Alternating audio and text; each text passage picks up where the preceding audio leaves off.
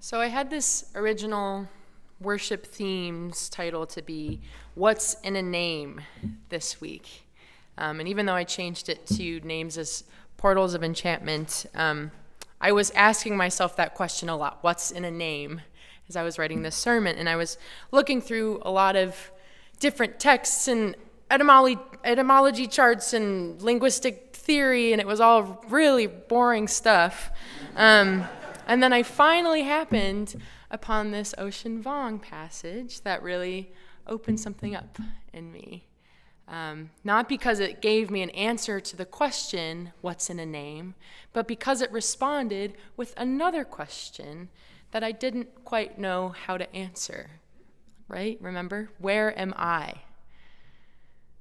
And what does it mean to respond to that question with our name? I am Sophia, you are Tom, or Barbara, or Sarah, or Elena. This here is the sanctuary we call Unitarian Universalist Society of Geneva. But how does the simple speaking of our name, tell us where we are? Even when that name is only the tiniest little speckle of who we are. Ocean speaks of a rose. A single bloom, he reminds us, might last just a week or two. A human life, on average, might last 72 years. UUSG has been alive for about 182 years. And yet, even so, all of the ligaments and the fibers and the bones and the wood and the panels and the beams that make up our living bodies and the bodies that we're a part of are always going to inevitably break down and return to the earth. Our favorite flowers are going to wilt and die and bloom again, and so will some of our favorite people, no matter how much birth or death lifts us up or breaks us open.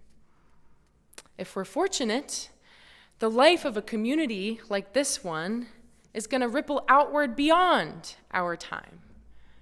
But even our most cherished names, like UUSG, the kinds of names we speak with reverence and joy and aching pleas, will always inevitably break down through swirls of entropy and time and soil into rock and air, transformed into compounds we can't even name, over spans of time we couldn't even imagine.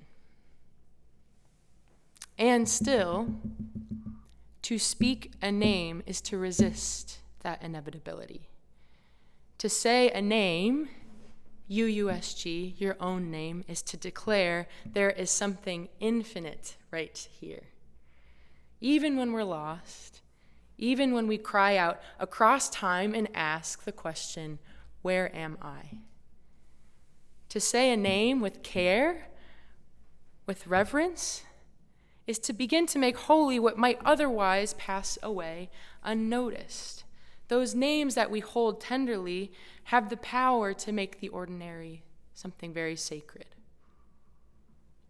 So how does a name like Unitarian Universalist Society of Geneva do just that?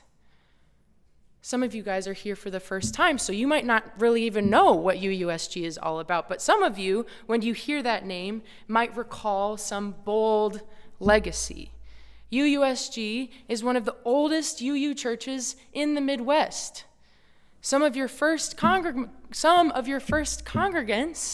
played a critical role in the Underground Railroad and larger anti-slavery movements in the 19th century. Beloveds, you guys are a breathing and worshiping historic hub for transcendentalism and the free religious movement in Geneva dating all the way back to 1842.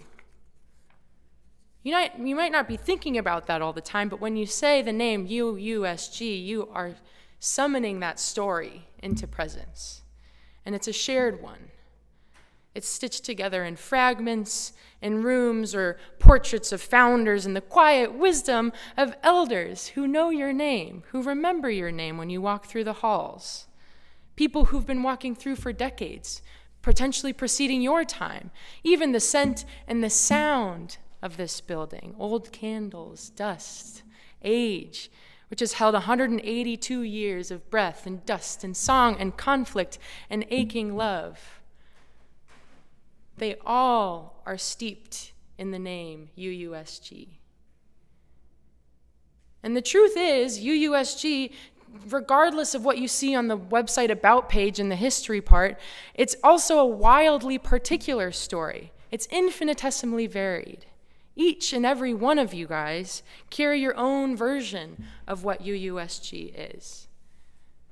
This place might evoke pride. For others, safety. For others, still confusion, even maybe frustration, meaningful memories. For me, UUSG reminds me of giddy Habitat for Humanity drives with Nancy and Tom, owl lock-ins running around the sanctuary, sitting right here at 11 p.m. as a 13-year-old doing burning burdens and sharing my vulnerabilities with trusted friends. For you, it might be that new friend you met at coffee hour last week. Maybe it's something brave that you said in a small group, or a support group that's affiliated with UUSG. Or, let's be honest, if you're responsible with the mechanics of UUSG, maybe it's about the 12 emails you still need to send to make sure this or that thing actually really happens. Shakespeare would agree with Ocean Vuong here. The original title of this sermon, What's in a Name, comes from the very classic tale, Romeo and Juliet. This is a story so heart-wrenching precisely because of the names that keep love apart. And we all remember this, right? Juliet is asking this burning question, not because she doesn't know what a name is, but because she does know what names can do. What's in a name, she asks.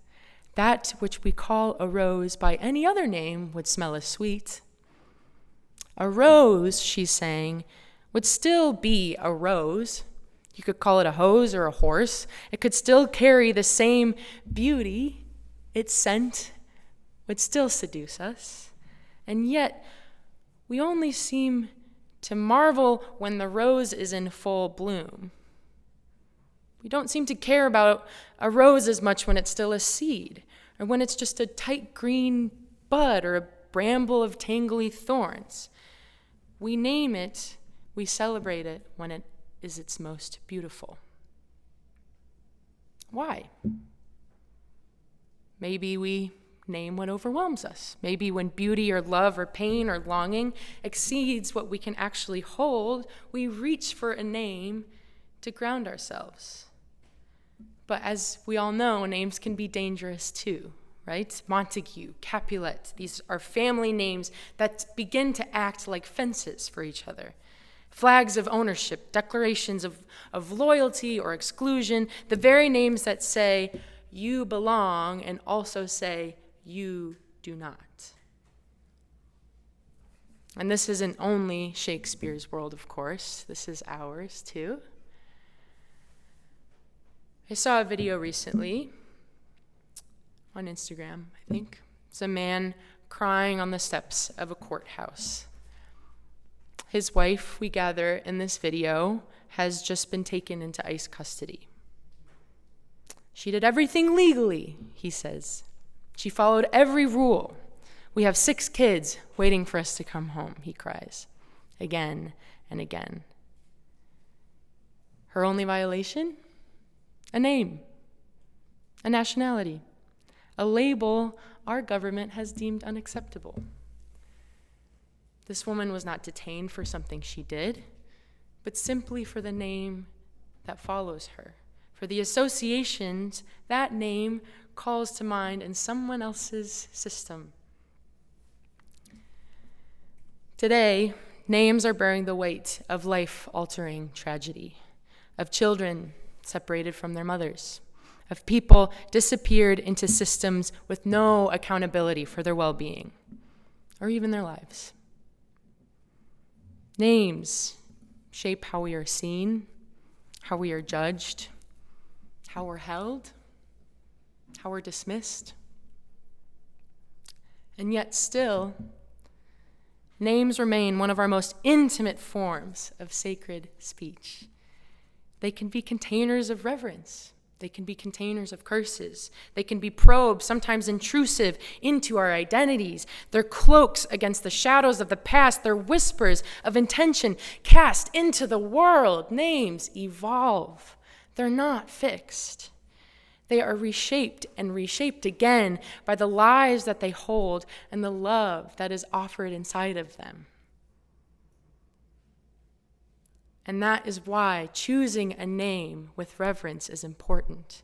They help make sense of what surrounds us, and they also give us something to grasp in the face of mystery.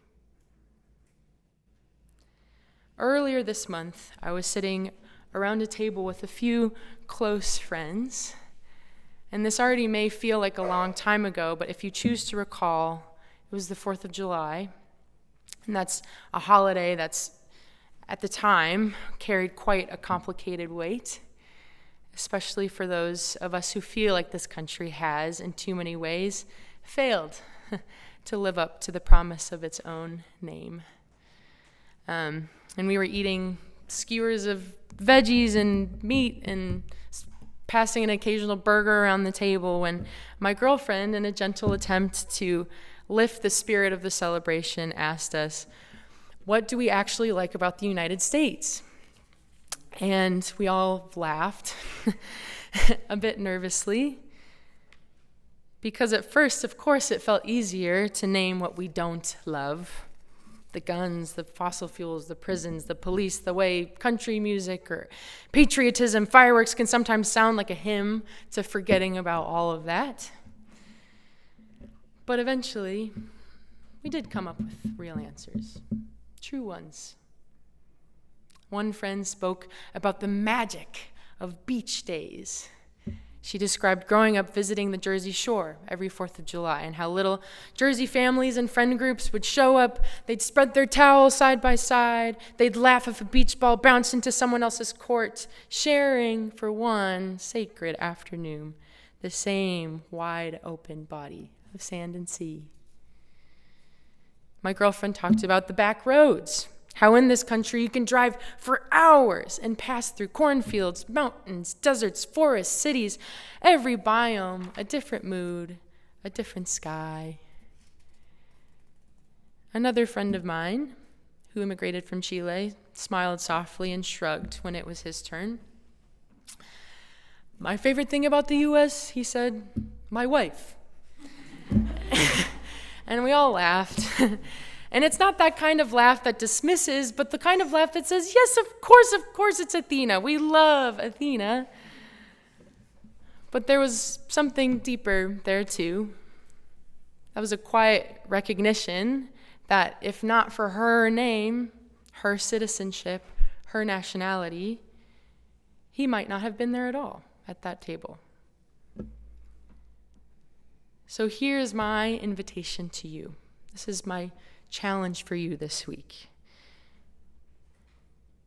When someone asks you, where do you live? And you answer, the United States, what does that mean to you? What image does that conjure? What ache, what hope, what claim? And perhaps more specifically, for this congregation, when someone asks you, where do you worship on Sundays? And you say, the Unitarian Universalist Society of Geneva, what does that name mean to you? Because no name is ever just a name. A name is a place where memory and meaning get to meet. It's a vessel that can carry both the harm and the history and the heartbeat of something still worth building. Our names do not need to share the same language as empire. So keep asking yourself, what is in a name? Your name, our name, this congregation's name? Those are questions worth asking, not just today, but again and again. Ask what scent rises with it. Ask what memory rises with it. What hope rises with it. because when spoken with care, your name and this congregation's name, and even this country's name, can become the very way we name the sacred in our midst. It can be a way we see the sacred, not just each other in this community, but outside of it, in the rose bushes, and the people with different names, and ourselves. To name something as sacred means that it's also worth fighting for. Maybe so. Visit us at uusg.org.